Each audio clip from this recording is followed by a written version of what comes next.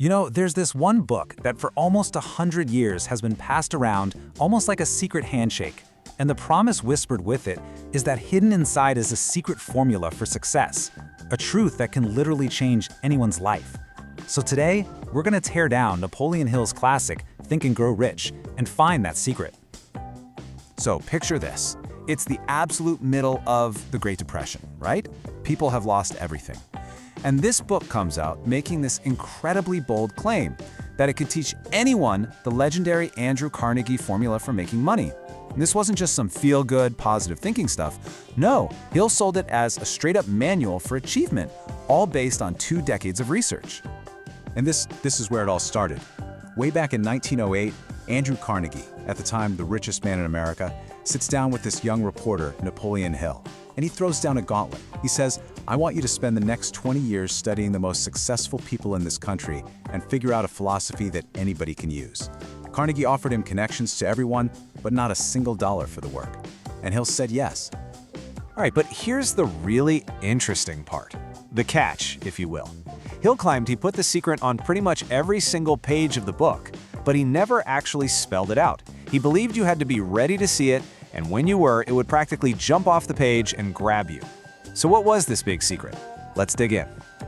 But first, before we get to the method, we gotta talk about the man himself, because to really get it, you have to understand that Napoleon Hill's own life was the ultimate, messy, and often painful testing ground for his own ideas. I mean, just look at this timeline. Hill's life was a complete roller coaster. He has this huge success with his first big work, The Law of Success, and then bam, the stock market crash of 1929 wipes him out completely. And the irony is just staggering. He actually wrote Think and Grow Rich, a book about getting wealthy, while he was flat broke and crashing with his son. It wasn't until the very end of his life that he finally got that stable wealth he'd been writing about for so long. And this contrast is, wow, it's just incredible, isn't it? You've got the guru of success who is also dealing with bankruptcy and failure. The guy who interviewed billionaires had to borrow money from his own kid just to get by. But here's the thing. That doesn't weaken his ideas. If anything, it makes them way more powerful. He wasn't some professor teaching from an ivory tower. He was figuring this stuff out down in the trenches, just like everybody else. So, after all that struggle, what did he actually figure out? Well, his massive philosophy really boils down to this clear 4-step map. And this isn't just a to-do list, it's a process for turning an idea, something you can't even touch, into actual real-world results. Okay, so step 1. For Hill, the starting line for any great achievement isn't just a wish or a hope. It has to be what he called a burning desire. It's an obsession, a definite purpose that you are willing to bet everything on. And he told this one story that illustrates it perfectly. So this quote is from the great inventor Thomas Edison, talking about a guy named Edwin C. Barnes. Barnes shows up at Edison's lab completely broke. He'd literally hopped a freight train to get there. He doesn't ask for a job, he announces that he's going to be Edison's business partner. He had nothing, zero, except this unshakable burning desire. Edison gave him a low-level job, but Barnes just waited, and when an opportunity came up to sell a new invention that nobody else believed in, he pounced. He became Edison's partner, and yeah, he became a very rich man. He literally thought his way into that partnership. So you can see how this all builds, right? This slide lays out the whole map. After that burning desire comes faith, an absolute rock-solid belief you're gonna get it. Hill said to build that faith through auto-suggestion, which is basically telling yourself your goal over and over until your subconscious mind just accepts it as fact. Next, you need plans, a real strategy, and a mastermind group. That's your inner circle, people you trust who can help and challenge you. And finally, the big one, persistence, the stubborn refusal to quit.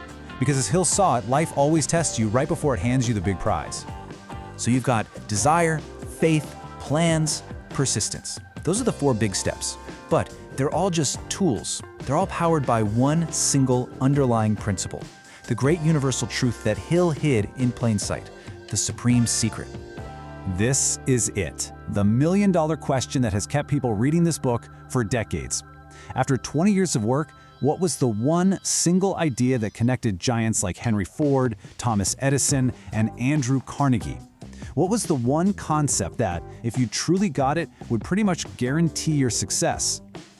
And there it is, the secret. Anything the human mind can conceive and believe, it can achieve. Now I know what you're thinking. That sounds kind of simple, right? Almost like something you'd see on a cheesy poster. But Hill wasn't talking about just wishing for things. He was talking about a much, much deeper psychological process. Think of it like this. A wish is passive. It's like buying a lottery ticket and hoping. But a true belief? Man, that's active. It becomes a part of who you are. When you truly, deep down, believe something is possible, your entire mind and body get on board. You start noticing opportunities that were invisible before. You start attracting the right people and the right circumstances. Your belief doesn't just predict the future, it actively starts creating it. It's like you become a magnet for the very things you're convinced are coming. Okay, so you might be sitting there thinking, come on, this book is from the 1930s. What does any of this have to do with my life today? Well, turns out, pretty much everything. These principles are absolutely timeless.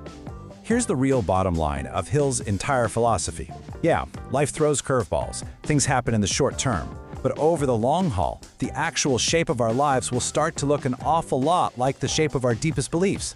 And if you buy into that idea, it means you have the power to design your life by first choosing to design the beliefs you hold.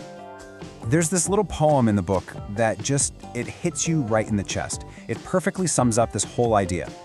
Any wage I had asked of life, life would have willingly paid. The point is, life doesn't decide what you're worth. You do. You set the price with your expectations and your beliefs, and more often than not, life agrees to pay it. So that leaves us with the one big question. The one that Hill's work is really asking you. It's not about him. It's about what you do with this. Knowing that your beliefs will ultimately create your reality, what wage are you going to ask of life?